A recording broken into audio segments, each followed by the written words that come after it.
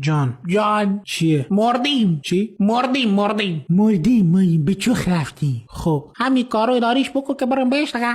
بهشت؟ ها یه دلیل بیار که شما باید بریم بهشت. ایران زندگی کردی. خب چه ربطی داره؟ تو اینجا تو آسمون نشستی اصلا نمیفهمی پایین چه خبره برادر. چه خبره؟ ما پراید 400 میلیونی سوار میشیم. حقوق کارگر 10 تومن، خرج زندگیش 15 تومن. 70% مون اصلا گوشت نمیخوریم. 2 تا مرغ میشه 400,000 تومن. ما تخم مرغا میخوریم. ما نکیر که سوال میپرسی دلار 65 تومن بود، به منکر که رسید شد 66 تومن. همون لحظه منکر استعفا داد رفت. توریست کل دنیا رو با دوچرخش گشت، تو ایران رسید دوچرخش دزدیدن. تو ایران هر کی مرد فالووراش بیشتر میشه. مگه میشه؟ بمیر تا بهت بگم. بازم بگم یا بسه؟ بهشت انتهای راه رو سمت راسته. دم گرم. بعد کاکایی این هوری و موریا چجوری داستانش؟ داخل بهتون توضیح میدم. این آدرس جوی شراب رو کاغذ به من بنویس بده گم نکنم. بفرمایید همه چی هست اونجا. ای جان. زکریای رازی این طرف یا این طرف؟ برو پیداش میکنی. زکر کجای کاکایی؟